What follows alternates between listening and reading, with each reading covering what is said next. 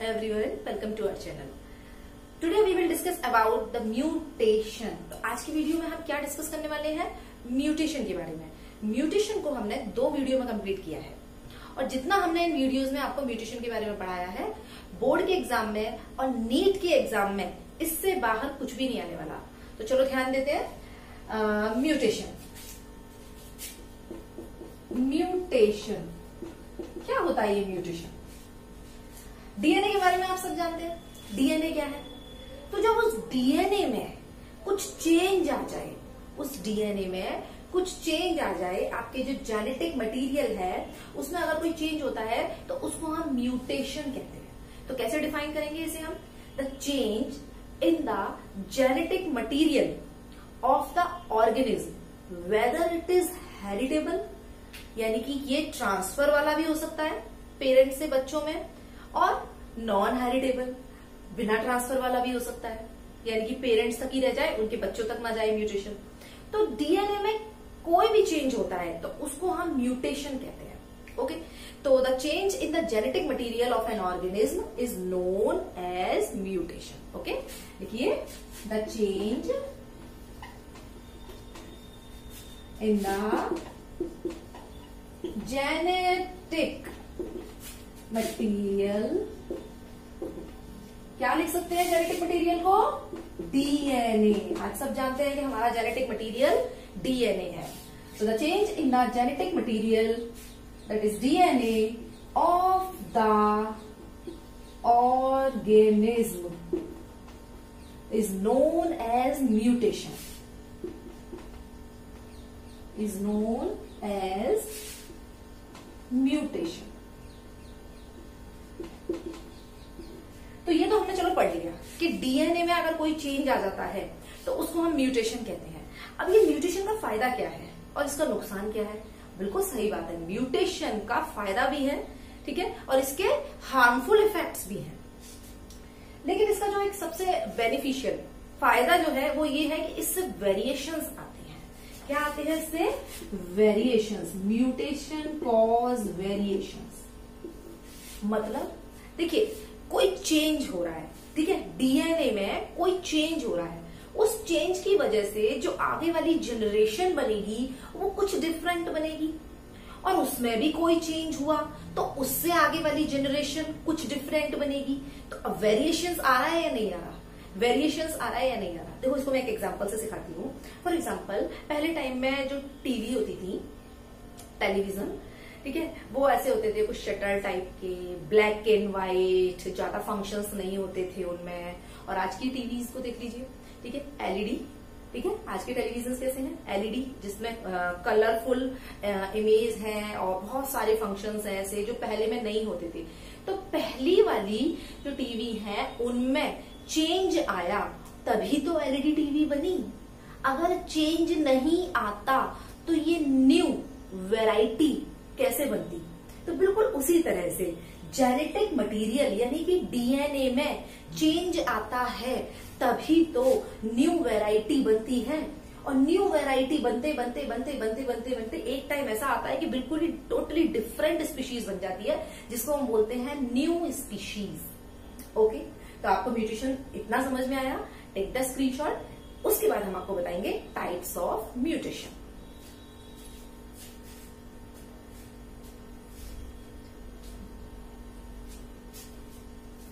Okay,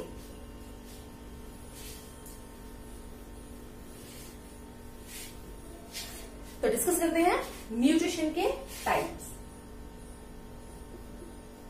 mutation, इसको हम 2 category में डिवाइड कर लेते हैं। First is chromosomal mutation and second is gene और पॉइंट म्यूटेशन।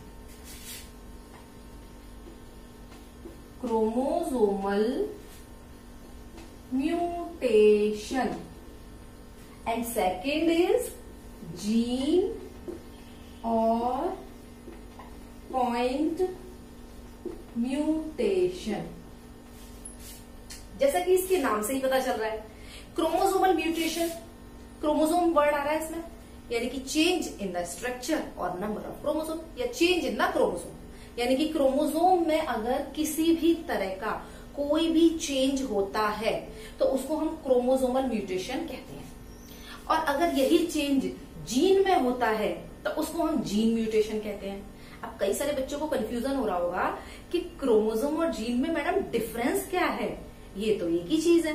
तो देखिए समझते हैं हम इसे। वैसे मैं आपको एक वीडियो में बता चुकी हूँ कि क्रोमोसोम में और जीन में क्या डिफरेंस है, बट फिर भी मैं आपको एक बता देती हूँ कि क्या होता है ये क्रोमोसोम और जीन। देखिए ये मेरे पास एक वायर है, ठीक है, मैं इससे आपको क्लियर करती हूँ कि जीन, डीएनए और क्रोमोसोम ये क्या चीज है, ठीक है, समझिए इसे। वैसे इस पर एक अलग से वीडियो बनानी पड़ेगी, ज्यादातर बच्चों को इस पर कंफ्यूजन रहता है। देखिए ये पूरा ओके, ये पूरा डीएनए है, ये पूरा आपका डीएनए है। इसमें सपोज दैट यहां से लेके यहां तक आपकी हाइट वाली जीन है, ठीक है, जीन यानी कि यहां से लेके यहां तक इंफॉर्मेशन लिखी हुई है कि आपकी हाइट कैसी होगी, तो उसको हमने एक जीन बोल दिया। यहां से लेके यहां तक हाइट वाली जीन, ओके। यहां से लेके यहां तक सपोज दैट आपके हेयर कलर की जीन है, ठीक है, कि व्हाइट होंगे या ब्लैक होंगे, यानी कि यहां से लेके यहां तक इंफॉर्मेशन लिखी हुई है कि हेयर का कलर कैसा होगा, ओके। यहां से लेके यहां तक आपकी सपोज दैट स्किन कलर की जीन है, ठीक है, स्किन कलर कैसा होगा, तो इसमें इंफॉर्मेशन लिखी हुई है कि स्किन कैसी होगी। यहां से लेके यहां तक सपोज दैट इंसुलिन हार्मोन वाली जीन है कि आपकी बॉडी में इंसुलिन हार्मोन जो रिलीज होता है उसकी जीन। तो मतलब कहने का मतलब है कि जो पूरा डीएनए है, ठीक है, उसमें जो इंफॉर्मेशन लिखी हुई है उनको हमने ये कैटेगरी में डिवाइड कर लिया, ये जीन, ये जीन, ये जीन, ये जीन्स। तो जीन्स कोई अलग से चीज हुई क्या? Genes are the part of DNA. Genes DNA का पार्ट है, बस उसके पास एक पर्टिकुलर कैरेक्टर की इंफॉर्मेशन है ना, इसलिए उसे हम जीन बोलते हैं। जैसे बुक होती है ना, बुक में होता है हर एक चैप्टर, ठीक है, जिसके पास पर्टिकुलर उस चैप्टर के बारे में इंफॉर्मेशन होती है तो उसको हम एक चैप्टर बना देते हैं। पूरी बुक डीएनए और उसका एक चैप्टर जीन, ओके। अब क्रोमोसोम क्या है? चलो जीन और डीएनए तो आपको अच्छी तरह से समझ में आ गया होगा। क्रोमोसोम क्या है? सब कुछ एक ही है, बस जब ये इस तरह से कॉइल्ड हो जाता है, फोल्ड हो जाता है, ठीक है, तो ये जो स्ट्रक्चर बनता है, ये जो स्ट्रक्चर बनता है, ओके, इसको हम क्रोमोसोम कहते हैं। एक चीज याद रखो, हिस्टोन प्रोटीन भी इसमें होती है, बट उसको मैं अभी नहीं बता रही, उसको मैं अलग से बताऊंगी वीडियो में, ठीक है। अभी हम म्यूटेशन पॉइंट ऑफ व्यू से आपको समझाना चाह रहे हैं ना, तो इतना समझ लो कि जब इसी डीएनए को कॉइल्ड कर दूं मैं, तो इसको हम बोलते हैं क्रोमोसोम, यानी कि the coiled structure of DNA is known as chromosome. तो इतना क्लियर है आपको?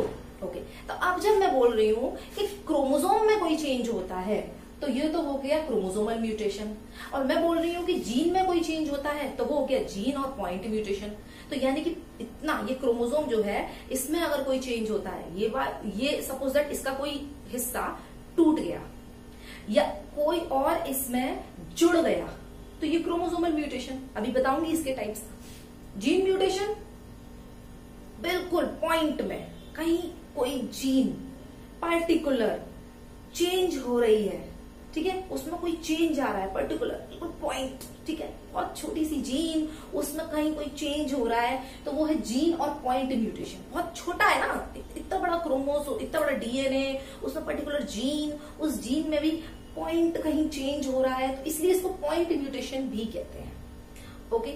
अब आप ये क्वेश्चन दिमाग में उठ रहा होगा कि मैम अगर जीन में कोई चेंज हो रहा है तो क्रोमोसोम में भी तो वही चेंज होगा? बिल्कुल होगा, बिल्कुल होगा। अगर जीन में चेंज है तो ओवरऑल क्रोमोसोम में चेंज आ रहा है, बट क्रोमोसोमल म्यूटेशन को हमने अलग से इसलिए लिखा है क्योंकि यहाँ पर जो चेंज है वो बहुत बड़ा हो रहा है। फॉर एग्जाम्पल यहाँ का कोई हिस्सा टूट के गिर गया तो सोचो कितनी जीन्स एक साथ जाएंगी, या कोई हिस्सा टूट कहीं से आ गया, जुड़ गया, तो सोचो कितनी जीन्स एक साथ आएंगी। समझ में आ रहा है आपको? ओके, तो चलिए बात करते हैं हम यहाँ पर सबसे पहले क्रोमोसोमल म्यूटेशन। एक चीज मैं आपको बता दूं यहाँ पर कि ये जो जीन और पॉइंट म्यूटेशन है, ठीक है, ये आपके 12th के लेवल से भी बहुत इंपॉर्टेंट है और सिलेबस में आपके यही है 12th में, बट ये जो है ये नीट के एग्जाम के पर्पज से इंपॉर्टेंट है, ठीक है, ये तो है ही है, ये तो इंपॉर्टेंट है ही है। इसलिए इस टॉपिक पर मैं अलग से एक वीडियो बनाऊंगी। मैंने बोला ना इसको मैं 2 वीडियो में कंप्लीट करूंगी, तो केवल और केवल इस टॉपिक पर मैं अलग से वीडियो बनाऊंगी जिसमें 12th का और नीट का पूरा कवर होगा, जीन और पॉइंट म्यूटेशन। इसको आपको डिटेल में पढ़ना पड़ेगा। बहुत बहुत बहुत इंपॉर्टेंट है। एक क्वेश्चन, एक या दो क्वेश्चन हमेशा इस टॉपिक से कॉम्पिटिटिव एग्जाम्स में पूछे जाते हैं, इसलिए इस टॉपिक को तुम्हें अच्छे से क्लियर करना है। ठीक है, तो चलिए स्टार्ट करते हैं chromosomal mutation. Okay, for example chromosomal mutation को हम दो कैटेगरी में डिवाइड कर लेते हैं। First is structural mutation and numerical mutation. Numerical mutation, देखिए जब क्रोमोसोम के स्ट्रक्चर में चेंज होता है, क्रोमोसोम के स्ट्रक्चर में चेंज होता है तो उसको हम बोलते हैं स्ट्रक्चरल म्यूटेशन। इसके नोट्स हमने वीडियो की स्टार्टिंग में पूरे के दे रखे हैं, हमारी हर वीडियो की स्टार्टिंग में आपको उसके नोट्स मिलेंगे। ओके, तो जब क्रोमोसोम के स्ट्रक्चर में बेटा चेंज होता है ना, तो उसको बोलते हैं स्ट्रक्चरल म्यूटेशन। ठीक है, बात क्रोमोसोम की हो रही है यहाँ पर। और अगर क्रोमोसोम के नंबर में चेंज होता है तो उसको हम बोलते हैं न्यूमेरिकल म्यूटेशन। एक क्रोमोसोम और बढ़ गया, दूसरा क्रोमोसोम और बढ़ गया, अभी समझाएंगे, आपको भी समझ में आता है। तो सबसे पहले हम बात करते हैं यहाँ पर स्ट्रक्चरल म्यूटेशन। तो क्या होता है ये स्ट्रक्चरल म्यूटेशन? फॉर एग्जाम्पल ये एक क्रोमोसोम है। ओके, अगर सपोज दैट इस क्रोमोसोम में कोई पार्ट डिलीट हो गया, ये जो पार्ट है इसका ये डिलीट हो गया, ये अपने साथ कितनी जीन्स लेके जाएगा, कितने कैरेक्टर्स एक साथ उस पर्सन में गायब हो जाएंगे, बेकार हो जाएंगे इस एक क्रोमोसोम के पार्ट के डिलीट होने की वजह से। समझ में आ रहा है आपको? कितनी सारी जीन्स एक साथ लेके जाएगा। ओके चलो, तो लेकिन क्रोमोसोम का स्ट्रक्चर तो चेंज हो गया ना, स्ट्रक्चर, इसलिए इसको हम स्ट्रक्चरल म्यूटेशन में रखेंगे। और न्यूमेरिकल म्यूटेशन में हम कौन सा रखेंगे कि एक साथ नंबर चेंज हो जाए। नंबर कैसे चेंज हो जाए कि फॉर एग्जांपल आपके पास एक क्रोमोसोम है तो आपके पास दूसरा क्रोमोसोम और आ जाए, या आपके पास दो क्रोमोसोम है तो उसमें से एक क्रोमोसोम गायब हो जाए। समझ में आ रहा है? और ये भी बिल्कुल, ये तो उससे भी ज्यादा खतरनाक है। सोचो, यहाँ तो केवल एक पार्ट गायब हो रहा था, यहाँ पूरा का पूरा क्रोमोसोम गायब हो रहा है, तो कितनी सारी जीन्स लेके जाएगा एक साथ। ओके, तो चलिए अब हम डिवाइड करते हैं इनको कई सारी कैटेगरी में। सबसे पहले हम बात करते हैं स्ट्रक्चरल म्यूटेशन में एडिशन। नाम से ही पता है एडिशन होगा इसमें। स्ट्रक्चरल म्यूटेशन की बात कर रहे हैं तो एक मार्कर से काम चल जाएगा। तो नाम से ही पता चल रहा है कि एडिशन होगा इसमें, यानी कि कोई एक पार्ट आके यहां जुड़ेगा, ऐड होगा। ठीक है, एडिशन मतलब ऐड होना, तो कोई एक पार्ट यहां पर आकर जुड़ेगा, ऐड होगा। फॉर एग्जाम्पल ये मेरे पास मार्कर है, ठीक है, इसका ये पार्ट आकर यहां जुड़ गया, तो ये हो गया हमारा एडिशन। समझ में आया? अब हम इसका डायग्राम बनाए तो कैसे बनाएंगे? ये हमने बनाया क्रोमोसोम, ठीक है, यहां पर मैं लिख देती हूं A B C। ओके, कुछ पार्ट बना देते हैं इसका D E F। ओके, अब हम बोल रहे हैं यहां पर कि एडिशन हो रहा है। क्या हो रहा है? एडिशन। तो इसको हम कैसे रिप्रेजेंट करेंगे? कहीं से कोई पार्ट आके इस पर जुड़ गया, ठीक है, तो क्या हो जाएगा यहां पर? A, सपोज दैट A वाला पार्ट कहीं का आके जुड़ गया। ये तो है ही, ये वाला जो अलग से मैंने बनाया है ना, इसको मैं अलग मार्कर से दिखा देती हूँ। देखो ये वाला पार्ट आके जुड़ा है, ये वाला। ओके, ये पार्ट आके जुड़ गया और बाकी का A B C ये वैसा का वैसा ही है। A B C, ठीक है, D E F, बाकी पूरा का पूरा वैसा का वैसा ही है, सिर्फ कहीं से एक पार्ट आके जुड़ गया। ओके, तो दिस इज कॉल्ड एडिशन। अब बात करते हैं हम यहाँ पर सेकेंड पॉइंट की, that is deletion. Okay, deletion में क्या होता है कि कोई एक पार्ट गायब हो जाता है। डिलीशन में क्या होता है कि कोई एक पार्ट गायब हो जाता है, जैसे कि डिलीशन। तो कैसे रिप्रेजेंट करेंगे? किसे गायब करूं? जिसको आपको मर्जी हो गायब कर दो। बी को गायब कर दो। चलिए यहां पर अब हमने क्रोमोसोम बनाया और यहां पर क्या हुआ? ए तो वैसा का वैसा ही है, सी, क्रोमोसोम का स्ट्रक्चर भी छोटा हो जाएगा, ठीक है, ए वैसा का वैसा ही है, सी वैसा का वैसा ही है, डी ई एफ ये भी वैसे के वैसे ही है, डी ई एफ। और क्या हुआ, यहां से हमने बी को डिलीट कर दिया। देखो आप यहाँ पर बी डिलीट है, A C D E F, but हमने इसमें से क्या किया, इस बी को डिलीट कर दिया। तो ये हो जाएगा डिलीशन। देखिए स्ट्रक्चर में चेंज हो रहा है अभी तक, इसलिए स्ट्रक्चरल म्यूटेशन। क्रोमोसोम की बात हो रही है, इसलिए क्रोमोसोमल म्यूटेशन। तो समझ में आ गया, एडिशन में कोई पार्ट आके जुड़ता है और डिलीशन में कोई पार्ट आके डिलीट हो जाता है। ठीक, चलिए नेक्स्ट हम इसमें लिखते हैं इन्वर्जन। इन्वर्जन, इन्वर्जन में क्या होता है? देखिए इन्वर्जन में फॉर एग्जाम्पल ये आपका एक क्रोमोसोम है, तो इन्वर्जन में क्या होगा, सब कुछ वैसा का वैसा रहेगा, सिर्फ पूरे क्रोमोसोम में कोई भी पार्ट वो इन्वर्ट हो जाएगा। कैसे इन्वर्ट हो जाएगा?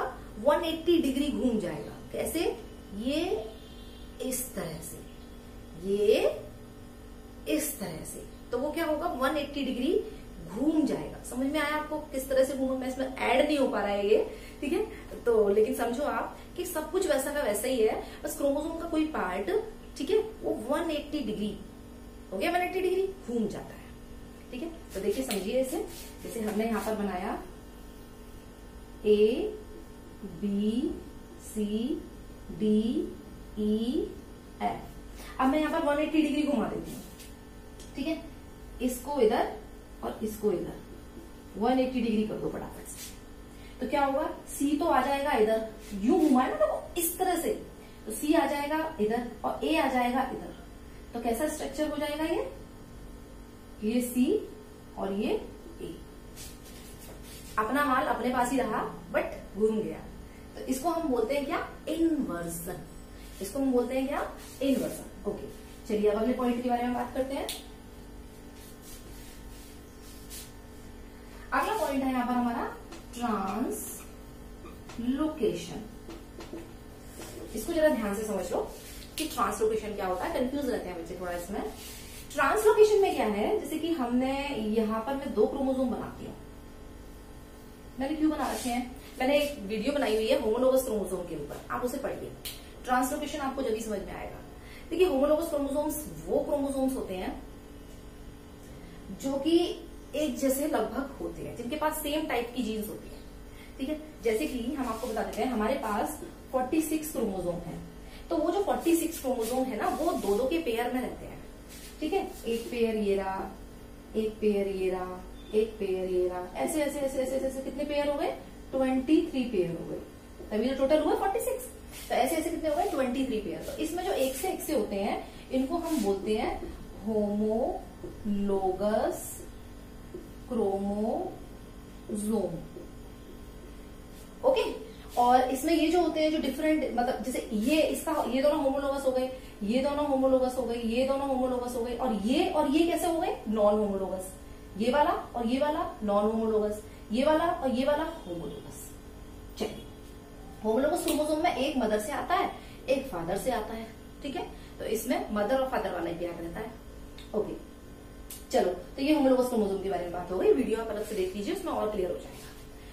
तो हम यहाँ बात कर रहे हैं ट्रांसलोकेशन की। ट्रांसलोकेशन में क्या होता है कि कोई भी एक पार्ट, ये मैंने बना दिया, कोई भी एक part, for example A B C D E F, तो कोई भी एक पार्ट, फॉर एग्जाम्पल मैं इसको बना देती हूँ ए को, तो ये जो ए है ये जाके जुड़ेगा किसी दूसरे पार्ट से,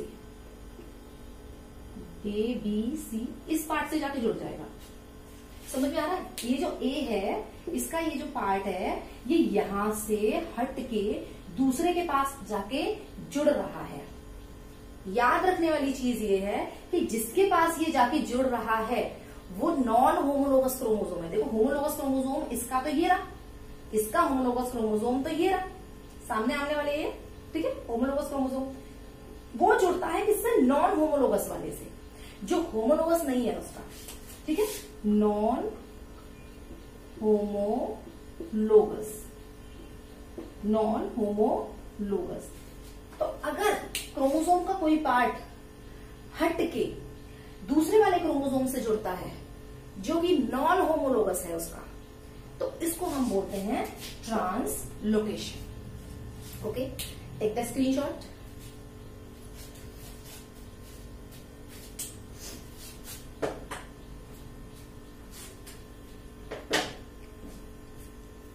तो बच्चों, स्ट्रक्चरल म्यूटेशन आपका कंप्लीट है।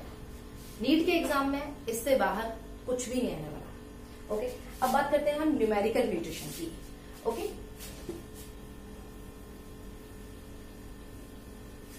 न्यूमेरिकल म्यूटेशन को हम दो कैटेगरी में डिवाइड कर देते हैं। First is aneuploidy. बच्चे बड़े कंफ्यूज होते हैं, भूल जाते हैं, मिक्स कर देते हैं एन्यूप्लॉइडी और आगे जो मैं इसमें बताने वाली हूँ। ठीक है, लेकिन हम यहाँ पर बहुत अच्छे से आपको एक्सप्लेन करने की कोशिश करेंगे। एन्यूप्लॉइडी एंड यूप्लॉइडी, ये दो टाइप हमने न्यूमेरिकल म्यूटेशन के रख दिए। अब एन्यूप्लॉइडी और यूप्लॉइडी में डिफरेंस क्या है?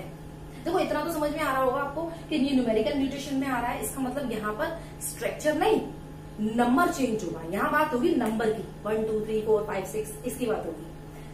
लेकिन इन दोनों में डिफरेंस क्या है, इसको समझने से पहले आपको अपना जो भी आपका जीनोटाइप है, मतलब जो भी आपका क्रोमोसोम का कॉम्बिनेशन है, वो समझना पड़ेगा। तो देखो, आपको इतना तो समझ में आ गया, पता होगा कि आप डिप्लॉइड है। कौन है? डिप्लॉइड। अब ये डिप्लॉइड का क्या मतलब होता है, समझो इसे। पहले ऐसे समझो, फिर मैं इन दोनों को बताती हूँ। देखिए, आपके पास 46 क्रोमोसोम्स हैं। टोटल आपके पास कितने क्रोमोसोम्स हैं? 46, जिसको हम बोलते हैं कि ये 23 पेयर्स में होते हैं। ओके, तो 46 क्रोमोसोम 23 पेयर में होते हैं। और हम आपको डिप्लॉइड कहते हैं 2n। 2n का मतलब होता है डिप्लॉइड। हम आपको डिप्लॉइड क्यों कहते हैं? हम आपको डिप्लॉइड क्यों कहते हैं? क्योंकि ये जो 46 क्रोमोसोम्स है ना, ये जो 46 क्रोमोसोम्स हैं, तो इसमें 23 के दो सेट्स होते हैं आपके पास।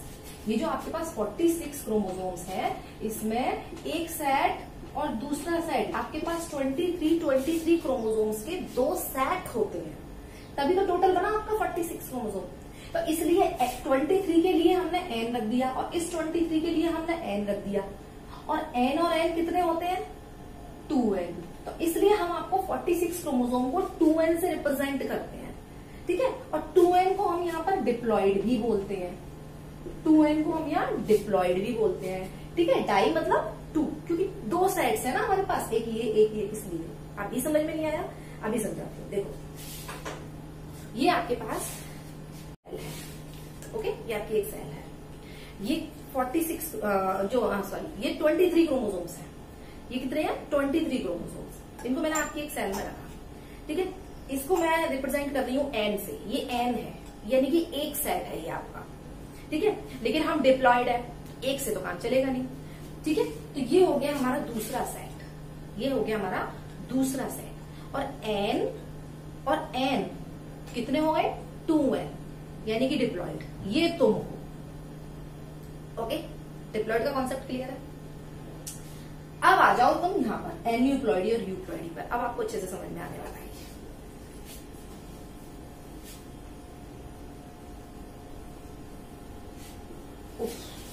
साफ कर दिया। चलिए, नोट्स में आपको एक्सप्लेन कर देंगे, नोट नहीं कर पाया। अब हम बात करते हैं एन्यूप्लॉइडी और यूप्लॉइडी के बारे में। तो देखिए, पहले इसके नाम से ही पता कर लो। n का मतलब होता है, बच्चे भूल जाते हैं इसलिए मैं आपको बता रही हूँ, n का मतलब समझ लो आप 1। ठीक है, और 2 3 4 पर्टिकुलर, इंडिविजुअल। ठीक है, और u, e का मतलब आप समझ लो यहाँ पर एंटायर। इससे आपको ये याद रखना है। तो जब आपकी सेल में से कोई भी एक या दो क्रोमोसोम गायब होता है, जैसे ये आपकी सेल है, ठीक है, तो मैं इसे हटा देती हूँ। ये आपकी पूरी एक सेल है, ठीक है, इसमें से अगर कोई एक क्रोमोसोम गायब हो गया या कहीं से आके एक क्रोमोसोम इसमें ऐड हो गया, समझ में आ रहा है? इस सेल में से पूरी सेल जो डिप्लॉइड सेट है आपका, इसी में रखती हूँ मैं, जब आपको समझ में आएगा ये आप हो। ठीक है, तो अगर आपके सेल में से एक कोई भी क्रोमोसोम गायब हो गया या कहीं से भी आके ऐड हो गया, तो इसको हम बोलते हैं एन्यूप्लॉइडी। एक भी हो सकता है, दो भी हो सकता है, ठीक है, 3 भी हो सकता है, 4 भी हो सकता है, इससे ज्यादा नहीं, ठीक है। तो कोई भी 1 या 2 क्रोमोसोम ऐड हो जाते हैं या डिलीट हो जाते हैं, तो इसको हम बोलते हैं एन्यूप्लॉइडी। ओके, 1 और 2 क्रोमोसोम एडेड और deleted, this is called aneuploidy. अब एक बात बताइए मुझे, ये टोटल क्रोमोसोम कितने हैं? 23 ये और 23 ये 46। अगर मैं कह रही हूं कि कोई एक क्रोमोसोम आके ऐड हो गया, तो बेटा कितने क्रोमोसोम हो गए? ये मैं कहीं मेरे पास चलिए, मेरे पास एक ये क्रोमोसोम है, ठीक है, और मैं इसमें आके ऐड कर रही हूँ। कितने क्रोमोसोम हो गए इसमें?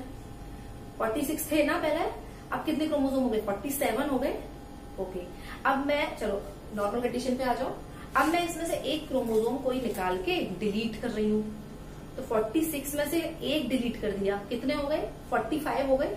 तो यहाँ क्या हो रहा है? नंबर चेंज हो रहा है कि नहीं क्रोमोसोम का? यहाँ पर क्रोमोसोम का नंबर चेंज हो रहा है। ओके, इसके एग्जांपल्स याद कर लो, बहुत इंपॉर्टेंट है। First, down syndrome. Down syndrome आपके सिलेबस में है 12th क्लास के में। डाउन सिंड्रोम और ये जितने भी सिंड्रोम है इन पर मैं अलग से वीडियो बनाऊंगी। ओके, ये सब सिलेबस में है, इनके बारे में आता है बोर्ड एग्जाम में। दूसरा, एडवर्ड सिंड्रोम।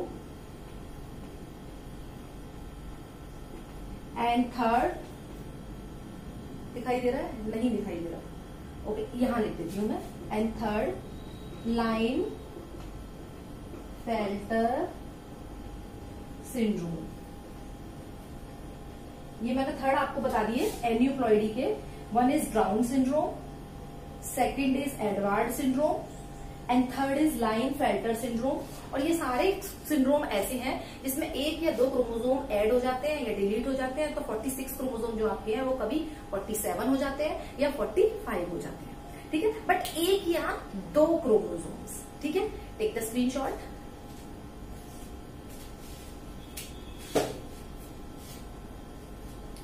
ओके, तो अब बच्चों हम बात करते हैं किसकी? एन्यूप्लॉइडी हटाते हैं यहां से, ठीक है।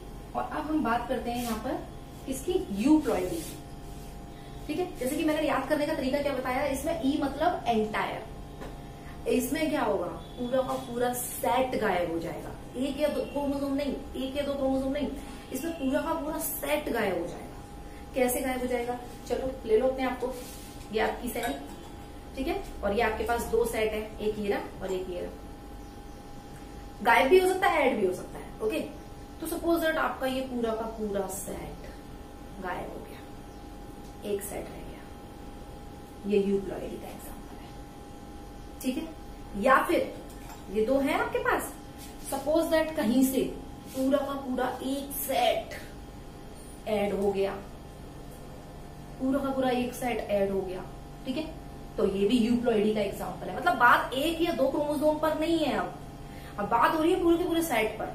हो सकता है कोई एक और सेट ले लो, ठीक है, कोई एक और सेट ले लो, उसे ऐड कर लो यहाँ पर, ये भी यूप्लॉइडी का एग्जांपल है। कोई एक और सेट ले लो, उसे ऐड कर लो यहाँ पर, ये यूप्लॉइडी का एग्जांपल है। तो बच्चों, जब आपके पास 2 सेट थे तो डिप्लॉइड बोल रहे थे हम।